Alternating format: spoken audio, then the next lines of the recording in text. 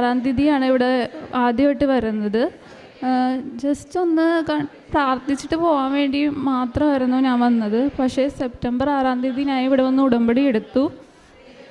ശരിക്കും പറഞ്ഞാൽ എനിക്ക് പണ്ട് മുതലേ കൃപാസനത്തിൽ അങ്ങനെ വിശ്വാസം ഉണ്ടായിരുന്നില്ല. പലരും എനിക്ക് യൂട്യൂബ് ലിങ്കൊക്കെ ഷെയർ ചെയ്യുമെങ്കിലും ഞാൻ ഓപ്പണൊന്നും ചെയ്യില്ല. പത്രം തന്നാൽ പോലും ഞാൻ തുറന്നു നോക്കിയില്ലായിരുന്നു, ജസ്റ്റ് മാറ്റി വെക്കലായിരുന്നു ചെയ്തിരുന്നത്. പക്ഷെ ഞാൻ എൻ്റെ OETയുടെ ഭാഗമായിട്ട് ഞാൻ ഒരു കോച്ചിങ് സെൻറ്ററിൽ ജോയിൻ ചെയ്തായിരുന്നു, എൻ്റെ OET പ്രിപ്പറേഷൻ്റെ ഭാഗമായിട്ട്.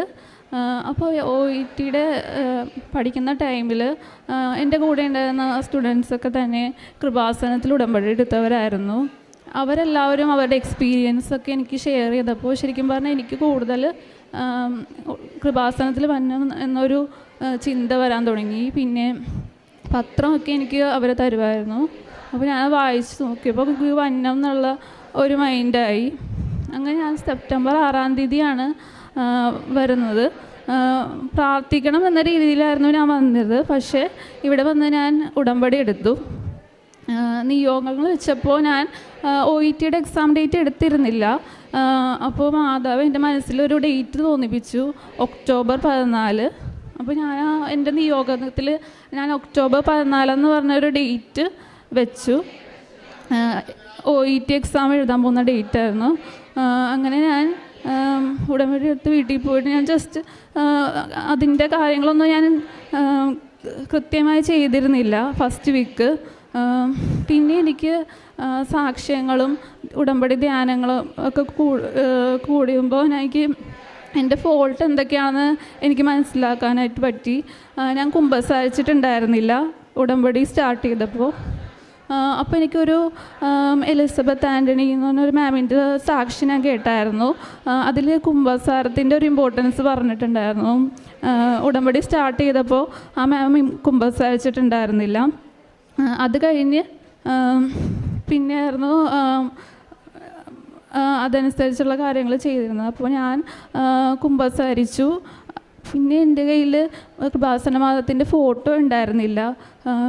ബാക്കി എല്ലാ മാതാവിൻ്റെ വല്ലാർപാടത്തമ്മയുടെയും വേളാങ്കണ്ണി മാതാവിൻ്റെയൊക്കെ ഫോട്ടോ ഉണ്ടായിരുന്നു. അപ്പോൾ കൃപാസനത്തിൻ്റെ മാതാവിൻ്റെ ഫോട്ടോ എൻ്റെ കയ്യിലുണ്ടായിരുന്നില്ല പ്രാർത്ഥിക്കാനായിട്ട്. ഞാനപ്പോൾ പിറ്റേ ദിവസം തന്നെ ഇവിടെ വന്ന് മാതാവിൻ്റെ ഒരു ഫോട്ടോ ഫ്രെയിം മേടിച്ചു. എന്നിട്ട് അതെൻ്റെ റൂമിൽ വെച്ചിട്ടാണ് ഞാൻ പിന്നെ പ്രാർത്ഥന സ്റ്റാർട്ട് ചെയ്ത് തുടങ്ങിയത്. അത് കഴിഞ്ഞിട്ട് പിന്നെ ഞാൻ ഒക്ടോബർ 14 OET എക്സാം എഴുതിയത്. എനിക്ക് കുറച്ച് തടസ്സങ്ങളുണ്ടായിരുന്നു OET എക്സാം എഴുതാനായിട്ട്. എനിക്ക് എൻ്റെ ഹോൾ ടിക്കറ്റിൻ്റെ പ്രിൻ്റ് കറക്റ്റായിട്ട് കിട്ടിയിരുന്നില്ല. മീൻസ് 3 ടേബിള് ഹോൾ ടിക്കറ്റിൽ കാണിക്കും. ആ ടേബിൾ എനിക്ക് കംപ്ലീറ്റ് ആയിട്ട് കിട്ടിയിരുന്നില്ല, ഇൻകംപ്ലീറ്റ് ആയിരുന്നു ആ ടേബിൾ. അപ്പോൾ അത് ടേബിൾ ഫുള്ളും കംപ്ലീറ്റ് ചെയ്ത് കഴിഞ്ഞാൽ മാത്രമേ അതിൻ്റെ പ്രിൻ്റ് കറക്റ്റായിട്ട് കിട്ടിയാൽ മാത്രമേ ഹോൾ ടിക്കറ്റിൽ നമുക്ക് എക്സാം ഹോളിലേക്ക് എൻ്റർ ചെയ്യാൻ പറ്റുള്ളൂ. അങ്ങനെ ഞാൻ 2 കഫേയിൽ പോയിട്ട് എനിക്ക് കിട്ടിയില്ല. അപ്പോൾ ഞാൻ കാശ് രൂപം വെച്ച് പ്രാർത്ഥിച്ചു, അതാവ് എനിക്ക് അടുത്ത കഫേയിൽ ചെല്ലുമ്പോൾ ഈ പ്രിൻ്റ് കിട്ടണമെന്ന് ഞാൻ നല്ലോട്ട് പ്രാർത്ഥിച്ചു. അപ്പോൾ എനിക്ക് പ്രിൻ്റ് കറക്റ്റായിട്ട് കിട്ടി. പിന്നെ അത് കഴിഞ്ഞിട്ട് എക്സാമിൻ്റെ അന്ന് എൻ്റെ ഫോട്ടോ മാത്രം അപ്ലോഡ് ചെയ്യാൻ പറ്റുന്നുണ്ടായിരുന്നില്ല. അങ്ങനത്തെ ഒരു തടസ്സം വന്നു. പിന്നെ അത് ഞാൻ മാതാവിനോട് പ്രാർത്ഥിച്ച് കഴിഞ്ഞപ്പോൾ അത് ശരിയായി. അങ്ങനെ ഉപ്പ് എക്സാം മോളിൽ വിതറിയിട്ടാണ് ഞാൻ പ്രാർത്ഥിച്ചിട്ട് എക്സാം അറ്റൻഡ് ചെയ്തു.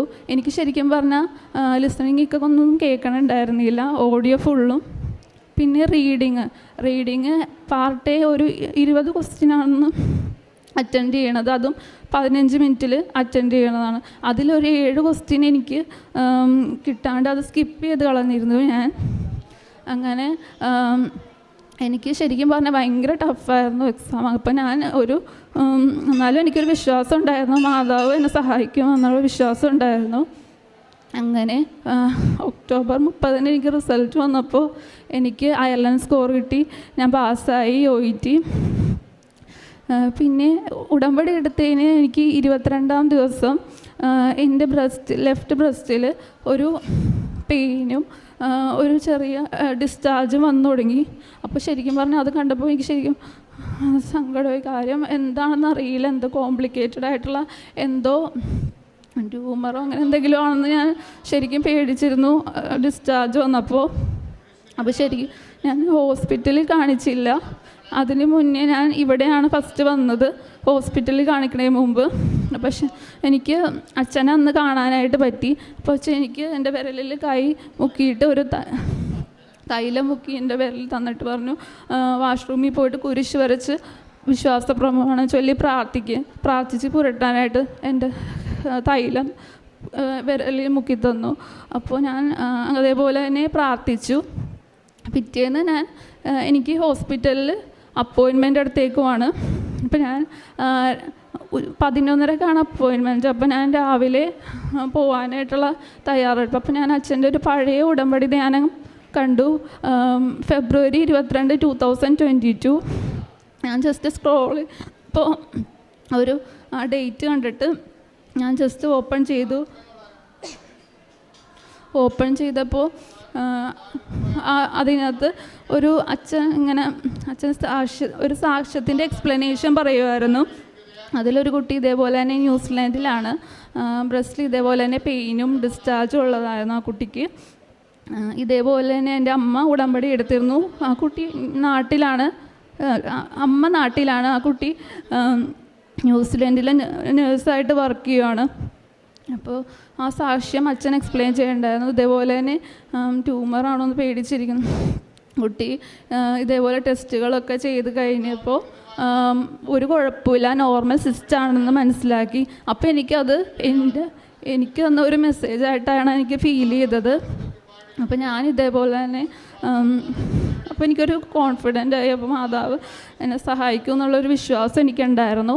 അങ്ങനെ ഞാൻ ഹോസ്പിറ്റലിൽ ചെന്നപ്പോൾ മാമോഗ്രാം ടെസ്റ്റൊക്കെ ചെയ്ത് കഴിഞ്ഞപ്പോൾ ഒരു കുഴപ്പമില്ല, എനിക്കൊരു നോർമൽ സിസ്റ്റായിരുന്നു. മാതാവ് എന്നെ രക്ഷിച്ചു. ഒരു ടാബ്ലറ്റും വേണ്ടാന്ന് പറഞ്ഞു. അത് നോർമലി എല്ലാവർക്കും വരുന്നൊരു സിസ്റ്റാണ്, കോംപ്ലിക്കേറ്റഡ് ഒന്നുമല്ല അതെന്ന് പറഞ്ഞു. ഞാൻ ശരിക്കും പറഞ്ഞാൽ ആ സിറ്റുവേഷനിൽ OET എക്സാം ബുക്കും ചെയ്തു പോയി. ഇതേപോലെ എനിക്കെന്തെങ്കിലും അസുഖമായിരിക്കുമെന്ന് ഞാൻ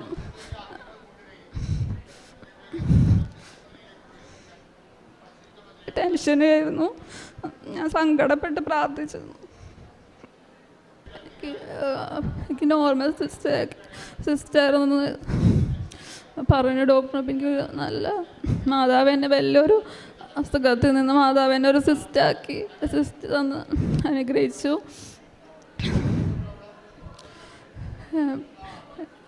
ഉടമ്പടി എടുത്തതിൻ്റെ ഭാഗമായി എനിക്കിങ്ങനെ ക്യാൻസർ വാർഡിലൊക്കെ പത്രം കൊടുക്കണമെന്ന് ഞാൻ ഭയങ്കരമായിട്ട് ആഗ്രഹിച്ചിരുന്നു ഗവൺമെൻറ് ഹോസ്പിറ്റലുകളിൽ. അപ്പോൾ അവിടെയൊക്കെ ചില അങ്ങനെ റെസ്ട്രിക്ഷൻസൊക്കെ ഉണ്ടല്ലോ ഹോസ്പിറ്റലിൽ, അങ്ങനെ എല്ലാവരും തന്നെ അങ്ങനെ അലൗഡ് അല്ലാത്തതുകൊണ്ട്. അപ്പോൾ ഞാനപ്പോൾ എങ്ങനെ പോകാൻ പറ്റുമെന്നുള്ളൊരു ഇത് മനസ്സിലുണ്ടായിരുന്നു. പക്ഷേ ഒരു 2-3 ദിവസം കഴിഞ്ഞപ്പോൾ എനിക്കൊരു കോള് വന്നിരിക്കുന്നു ജനറൽ ഹോസ്പിറ്റൽ എറണാകുളത്ത് നിന്ന്. അവിടെ എനിക്ക് ക്യാൻസർ സ്പെഷ്യാലിറ്റി ബ്ലോക്കിൽ എനിക്ക് സ്റ്റാഫ് നേഴ്സായിട്ട് ജോബ് കിട്ടിയെന്നും പറഞ്ഞ്.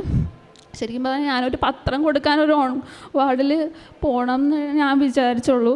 എനിക്ക് കാർഡിയോളജി എക്സ്പീരിയൻസ് ആണ്, പക്ഷേ എനിക്ക് ഓൺകോളജി വാർഡിൽ അതും ഗവൺമെൻറ് ജോബ് വന്ന് മാതാവ് എന്നെ അനുഗ്രഹിച്ചു. പിന്നെ കഴിഞ്ഞ മാസം ഒക്ടോബറിൽ എൻ്റെ ഒരു ഫ്രണ്ടിൻ്റെ കൂടെ ഫ്രണ്ട് ബിജിലി, അവളുടെ കൂടെ അവൾക്കൊരു വിസ കുറച്ച് ഡിലേ വന്ന കുറേ ഇഷ്യൂസൊക്കെ ഉണ്ടായിരുന്നു. അപ്പോൾ അതിൻ്റെ ഞങ്ങൾ അച്ഛനെ കാണാൻ വേണ്ടി ക്യൂവിൽ നിൽക്കുമായിരുന്നു അപ്പോൾ അവളെ ക്യൂ നിർത്തിയിട്ട് ഞാൻ കുറച്ചങ്ങോട്ട് നീങ്ങി നിന്നു. കൗണ്ടർ 12-ാം കൗണ്ടറിൻ്റെ അവിടെ ഫാൻ ഉണ്ടല്ലോ, അപ്പോൾ ഞാൻ ആ കാറ്റ് കൊള്ളാൻ വേണ്ടി ഞാൻ അവിടെ ഫാനിൻ്റെ അവിടെ നിന്നു. ആ സമയത്ത് ഒരു ചേച്ചി കയ്യിലൊരു കൊച്ചുണ്ട്, ബ്ലൂ കളറിലെ ചുരിദാറായിരുന്നു ഇട്ടിരുന്നത്, ബോബ് ചെയ്ത മുടിയായിരുന്നു, ഇത്ര ഉണ്ടാവും. അപ്പം കയ്യിലൊരു 2.5 വയസ്സുള്ള ഒരു കുട്ടിയുണ്ടായിരുന്നു ആ ചേച്ചിയുടെ കയ്യിൽ. അപ്പോൾ ആ ചേച്ചി എൻ്റെ അടുത്ത് വന്നപ്പോൾ തന്നെ എനിക്ക് വല്ലാത്തൊരു പോസിറ്റീവ് എനർജി ഫീലിംഗ് ഉണ്ടായിരുന്നു ആ ചേച്ചീൻ്റെ അടുത്ത് വന്നപ്പോൾ. പിന്നെ ഒരു പ്രത്യേക തരം നല്ലൊരു മുല്ലപ്പൂവിൻ്റെയൊക്കെ പോലത്തെ ഒരു പെർഫ്യൂം പെർഫ്യൂമാണെന്ന് ഞാൻ വിചാരിച്ചു. നല്ലൊരു തരം പ്രത്യേക സുഗന്ധം ഉണ്ടായിരുന്നു. ചേച്ചി എൻ്റെ അടുത്ത് വന്നിട്ട് മിണ്ടി ചേച്ചി പറഞ്ഞ കൃപാസനത്തിൽ നല്ല അത്ഭുതങ്ങളൊക്കെ നടന്നു. എനിക്ക് നല്ല വിശ്വാസത്തോടെയും മാതാവിൻ്റെ അടുത്ത് പ്രാർത്ഥിച്ചു കഴിഞ്ഞാൽ മാതാവ് എല്ലാ കാര്യങ്ങളും നടക്കും എന്നൊക്കെ പറഞ്ഞ് ആ ചേച്ചി. ഞാനും അപ്പോൾ എനിക്ക് വിശ്വാസമുണ്ട്. ഞാനപ്പോൾ ഞങ്ങൾ തമ്മിൽ ഒരു ടോക്ക് ഉണ്ടായിരുന്നു ആ സമയത്ത്. അപ്പോൾ ആ ചേച്ചിക്ക് വല്ലാതെ ദാഹിക്കുന്നു പറഞ്ഞു. അപ്പോൾ ഞാൻ പറഞ്ഞു കുറച്ച് ഉള്ളിലോട്ട് പോകണം. അന്നൊരു ഹോളിഡേ ആയിരുന്നു, ഒരു പൂജാ ഹോളിഡേ ടൈമായിരുന്നു. അപ്പോൾ ഭയങ്കര തിരക്കായതുകൊണ്ട് ഉള്ളിലോട്ട് പോകാനായിട്ട് ബുദ്ധിമുട്ടുണ്ടായിരുന്നു. അപ്പം ഞാൻ ചേച്ചി എൻ്റെ കയ്യിൽ വെള്ളം ഉണ്ടെന്ന് പറഞ്ഞ് ഞാൻ എൻ്റെ കയ്യിലുള്ള ബോട്ടിൽ വെള്ളം ചേച്ചിക്ക് കൊടുത്തു. കൊച്ചിന് എൻ്റെ കയ്യിൽ ബോട്ടിൽ വെള്ളം ഒഴിച്ചു കൊടുത്തു വായിൽ. അപ്പോൾ ശരിക്കും പറഞ്ഞാൽ ഞാനങ്ങനെ എൻ്റെ ബോട്ടിലൊന്നും ആർക്കും ഷെയർ ചെയ്ത് കൊടുക്കുക, അല്ലെങ്കിൽ പ്രത്യേകിച്ച് പിള്ളേർക്ക് അങ്ങനെ ആർക്കും എനിക്കങ്ങനെ ഇഷ്ടമല്ലാത്തതാണ്. പക്ഷെ ഞാനെന്തോ അവർക്ക് ഞാൻ വെള്ളം കൊടുത്തു. അത് കഴിഞ്ഞിട്ട് പിന്നെ ഞാൻ ചേച്ചിയുടെ ഫാനിൻ്റെ അടുത്ത് നിർത്തിയിട്ട് അപ്പോൾ ഒരു ഒഴിഞ്ഞ ഗ്യാപ്പ് ഉണ്ടായിരുന്നു. അപ്പോൾ അവിടെ ഇരിക്കാൻ വേണ്ടി ഞാൻ ആ ചേച്ചിനെ സൗകര്യം ഒരുക്കിയിട്ട് ഞാൻ അവിടെ ഇരുത്തി. അത് കഴിഞ്ഞ് ജസ്റ്റ് കുറച്ച് 1 മിനിറ്റ് പോലും ആയില്ല. പിന്നെ ഞാൻ നോക്കിയിട്ട് അവർ രണ്ടുപേരെയും കണ്ടില്ല. ശരിക്കും പറഞ്ഞാൽ അവർ പുറത്തേക്ക് പോകണമെങ്കിൽ തന്നെ ചെരുപ്പിടണമെങ്കിൽ പോലും എൻ്റെ ഫ്രണ്ടിൽ കൂടി തന്നെ പാസ് ചെയ്യണമായിരുന്നു. അവൻ ഞാൻ കണ്ടില്ല. ശരിക്കും പറഞ്ഞാൽ മാതാവ് എൻ്റെ അടുത്തേക്ക് വന്ന പോലെയാണ് എനിക്ക് ഫീൽ ചെയ്തത്. പിന്നെ അത് മാതാവും ഉണ്ണീശോയാണെന്ന് ഞാൻ ഇപ്പോഴും വിശ്വസിക്കുന്നു. പിന്നെ ഞാൻ സന്ധ്യാപ്രാർത്ഥന ചൊല്ലണ സമയത്ത് എനിക്ക് 3 പ്രാവശ്യം ഇതേപോലെ മുല്ലപ്പൂവിൻ്റെ സുഗന്ധം ലഭിച്ചിട്ടുണ്ട്.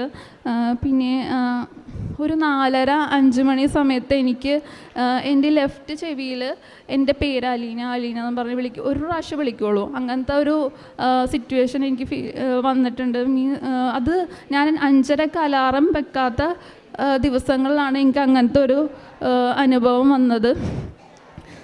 ഞാനിപ്പോൾ അലാറം വെക്കാത്ത ദിവസങ്ങളിലാണെങ്കിൽ എന്നെ മാതാവ് ഉണർത്തണ പോലെ എനിക്ക് ഫീൽ ചെയ്യുന്നത്. ഇങ്ങനെ 3 പ്രാവശ്യം എന്നെ ഇതേപോലെ തന്നെ വിളിച്ചിട്ടുണ്ട്. അതും ഈ 4:30-5 മണി ടൈമിലായിരുന്നു. പിന്നെ ഞാൻ എൻ്റെ ഫ്രണ്ട്സിനൊക്കെ ഇതേപോലെ തന്നെ OET പാസ്സാകാൻ വേണ്ടി ഞാൻ പ്രാർത്ഥിച്ചിരുന്നു. അവരൊക്കെ ഇപ്പോൾ UK സ്കോർ, അയർലൻഡ് സ്കോറൊക്കെ ലഭിച്ചിട്ടുണ്ട് അവർക്ക്. പിന്നെ എൻ്റെ മമ്മിക്കൊരു കാലുവേദന ഉണ്ടായിരുന്നു. ഞാനപ്പോൾ തൈലം പുരട്ടി വിശ്വാസ പ്രമാണം ചൊല്ലി പ്രാർത്ഥിച്ചപ്പോൾ അത് മാറി. പിന്നെ എനിക്കൊരു അലർജിക് സ്നീസിങ്, ഒരു തുമ്മലുണ്ടായിരുന്നു. അത് ഞാൻ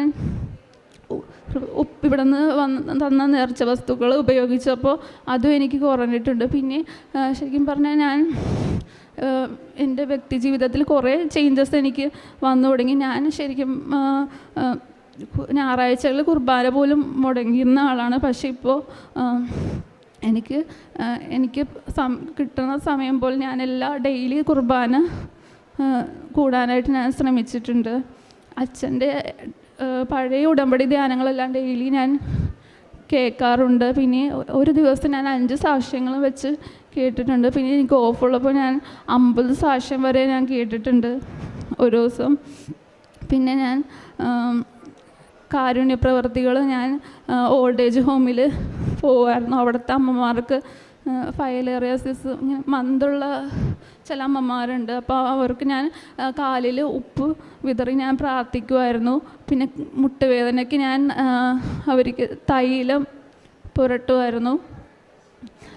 പിന്നെ ഞാൻ പത്രങ്ങൾ മാസം ഞാൻ 5 കെട്ട് വീതമാണ് മേടിച്ച് വിതരണം ചെയ്യുന്നത്. കലൂർ പള്ളിയിലും കലൂർ ബസ് സ്റ്റോപ്പിലും. പിന്നെ എൻ്റെ വാർഡിൽ ഞാൻ പേഷ്യൻസിന് ICUവിലെ പേഷ്യൻസിൻ്റെ ബൈസ്റ്റാൻഡേഴ്സിനൊക്കെ ഞാൻ എൻ്റെ എക്സ്പീരിയൻസ് ഞാൻ ഷെയർ ചെയ്തിട്ട് എനിക്കറിയാവുന്ന ഒരു 3 പേര് ഇവിടെ വന്ന് ഉടമ്പടി എടുത്തിട്ടുണ്ട്. ഞാൻ ഇവിടെ നിന്ന് കുറച്ച് കാശ് രൂപ ഞാൻ മേടിച്ചിട്ട് ഞാൻ പേഷ്യൻസിൻ്റെ ബൈസ്റ്റാൻഡേഴ്സിനൊക്കെ ഞാൻ കൊടുക്കും. ഞാനെല്ലാം പ്രാർത്ഥിച്ചിട്ടേ പത്രവും കാശ് രൂപവും കൊടുക്കുകയുള്ളൂ എല്ലാവർക്കും. ഇത്രയും അനുഗ്രഹം തന്ന മാതാവിനും തിരുക്കുമാരനും കോടാനുകോടി നന്ദി. പരിശുദ്ധ അമ്മയുടെ മധ്യസ്ഥത ലഭിച്ച അനുഭവത്തിൻ്റെ സാക്ഷ്യമാണ് ഇവൾ.